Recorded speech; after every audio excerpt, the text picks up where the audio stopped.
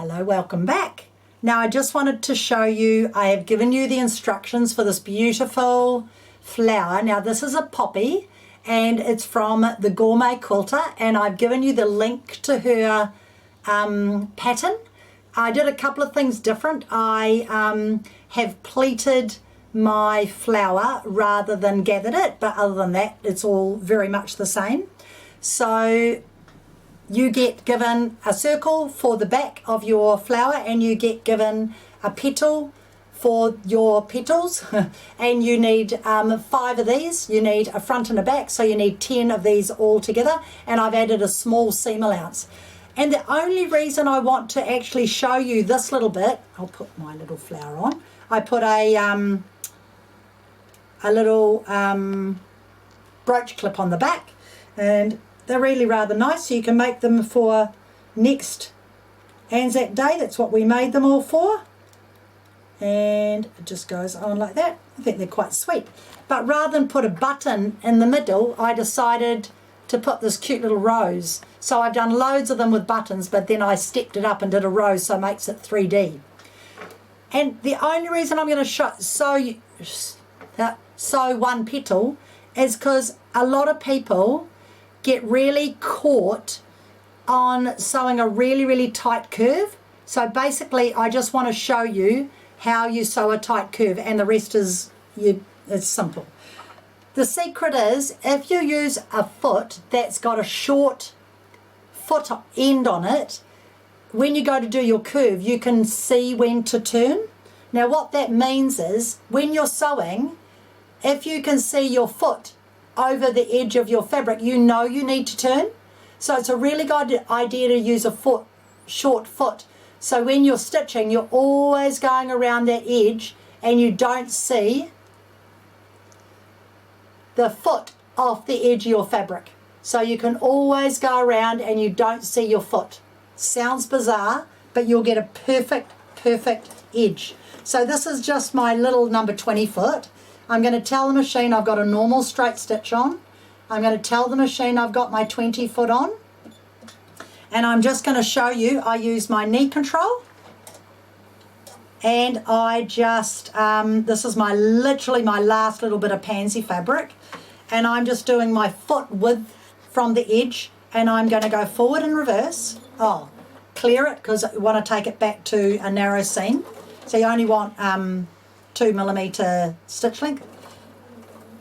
Now here's my stitch going around. Now I know if I stitch one more stitch my foot's going to go off my fabric, so I lift and I turn. I lift and I turn. I lift and I turn, and when I get to here it's literally one turn per stitch, and that will give me my perfect little curve. And this relates to anything where you have to do a tight curve. Could do 2 there. Might get away with 2 there, maybe 2 there, but when I go around this tight curve it's 1. So you see me lifting my foot up? So my foot's going up, and I find this quicker than the hover when I'm doing my knee control. It's a little bit quicker than waiting for my hover to come up. But you can see what I'm doing here, 1 stitch at a time. And I'm only showing you this because this is what I do around a collar. Okay, beautifully cut, it's not really. And then come to the bottom, scissor. Now here's the next myth. You don't go clip, clip, clip, clip. You just simply trim it back halfway so you've got a nice narrow seam. So no clipping. I don't clip any of my edges when I'm doing a collar. And then, oh, I've put my tweezers somewhere, that's all right, I'll just show you, turn it through. Was a nuisance. I'll just grab a pin. Normally I have my tweezers there. That was a faux pas. I put them away somewhere. I've been a tidy Kiwi, which is not like me. Tweezers are your best friend when you're doing a job like this, because how are you even supposed to do that? Okay, we'll use this.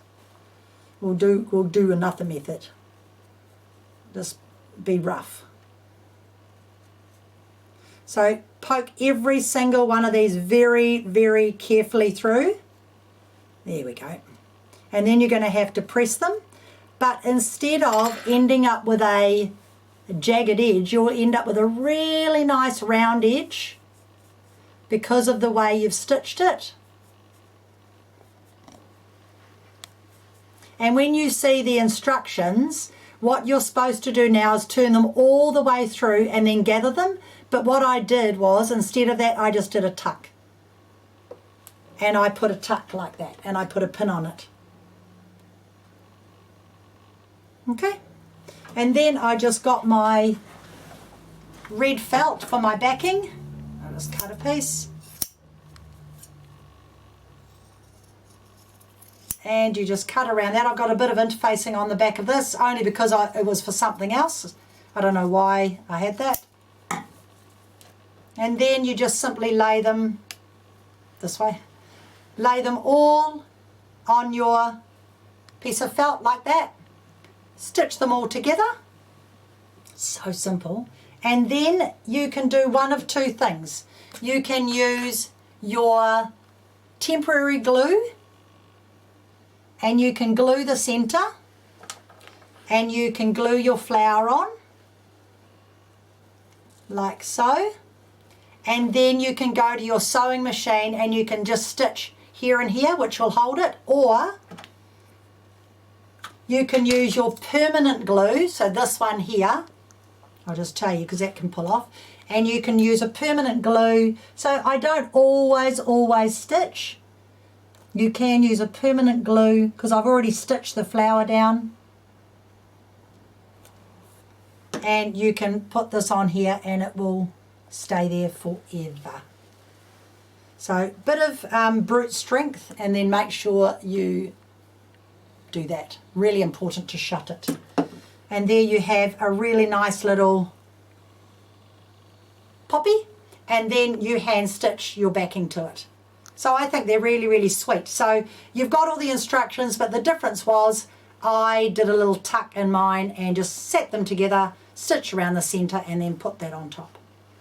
Now the other notes I've given you are how to make these balls.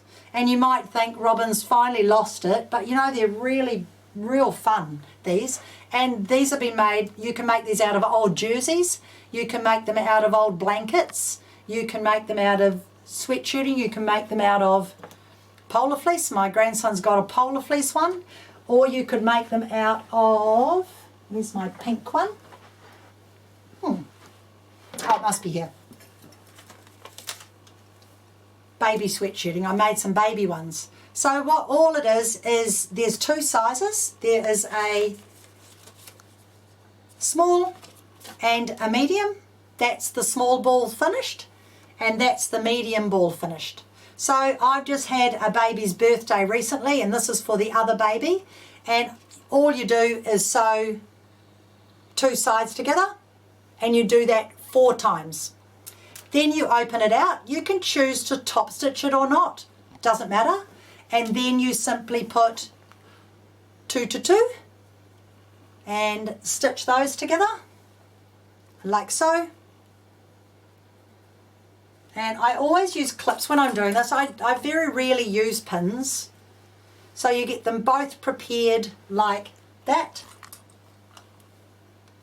But when you're going to be joining the last one, you need to edge stitch where you're turning it through so it will not stretch. Now on this fabric is very, very stretchy because you cut them on the cross, and it's very open weave. So I've had to iron interfacing on the back because they're cut on the cross, so that when it's stitched, it's going to have a bit of give, but it's going to make my ball very strong. I don't think this would be very strong if I had just done it without interfacing it. So this fabric is like very soft, so I needed to interface it. So you can see here I'm using up all my scraps, and there's my 2 by 2. I've done 2 by 2, joined them together to make 4, and I've even patched it because it's all the fabric I had left. I've done exactly the same on this side, and you can see I've stay stitched my opening. So that's been stitched, and now, and I've actually stay stitched that one as well. So now I know this seam goes to this seam,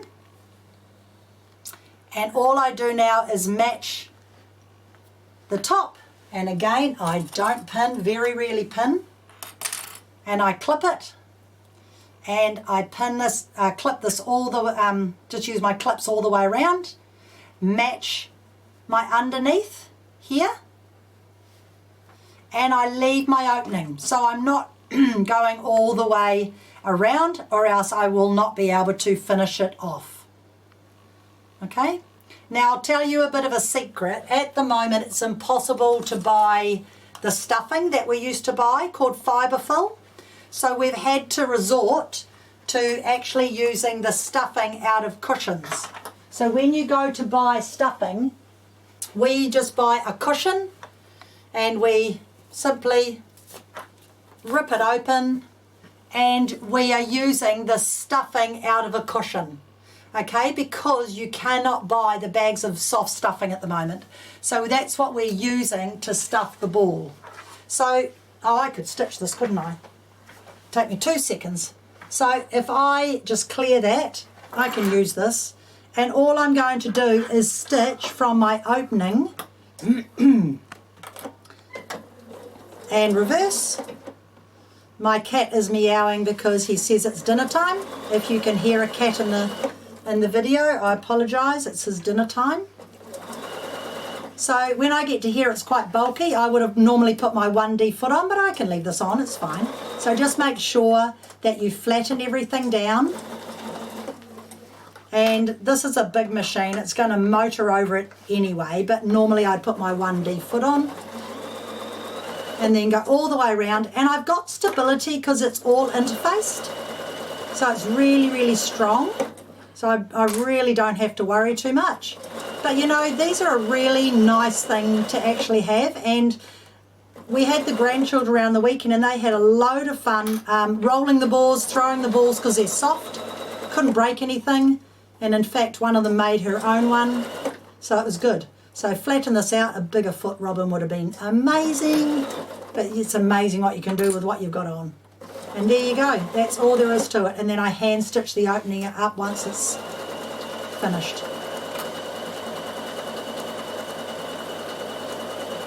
Cut the thread, turn it through, and it looks like a rugby ball until you put enough stuffing in, and then it looks like a nice round ball. So all I did was match the top. There's an excess thread. And there's, oh, perfect. See, and that's what it looks like. So it looks weird, and then once you start stuffing it all comes together. So just, if you've got an old pillow like this, that's pretty manky. You wouldn't use it anyway because it looks like it's been through the ringer. So just use it to stuff your ball, and you need plenty of stuffing so you end up with a nice round soft ball, and you've upcycled.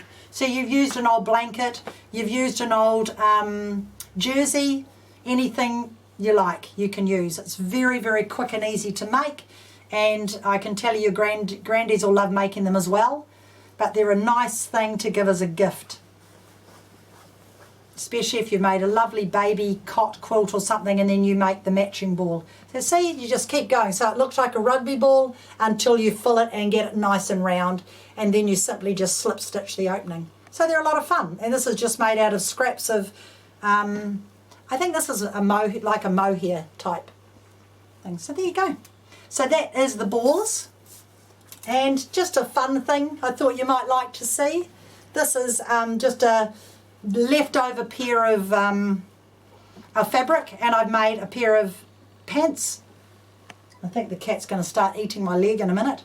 And I've put cotton fabric on my waist, and I've put cotton fabric as knee pads, and then I've put a bit of ribbing, not exactly the same match, doesn't matter, it's only for the little ones to run around on the farm. And it's just a really, really nice way of finishing off a waistband rather than put a ribbing on it. But please make sure that this fabric goes over their hips before you sew it onto a stretch garment. So this has got lots of give, this doesn't. So this measurement here needs to be wide enough to go over their hips. So it's very, very important. So yeah, they're quite cute. They've got a seam up the front, they've got no seam at the back. because this was all the fabric I had left, and they'll be great. They're going to the farm, it won't matter. They'll be well worn, and the secret is when children are toddlers and they're crawling, they're not even walking yet, if you make their knee pads on their garments before they wear them out, you've already got a really nice finish. So it's quite a common thing that I like to do because I've already got the knee pads before they've made the holes in the garment. So yeah, there's just a little bit of a fun idea. There's another fun idea, but please make your garments because they're so much nicer than purchase garments, and winter sewing is very, very easy. We've got a huge sewing fabric sale. We've got a machine sale. We've got 20% off all the feet and accessories till the 22nd of May. So make use of it, and it's our 52 years in business this week. So on Wednesday it's our birthday, so hopefully you'll all come in and support us and come and grab a cookie because we've got cookies for you as well. So we hopefully will see you then, and have a good month.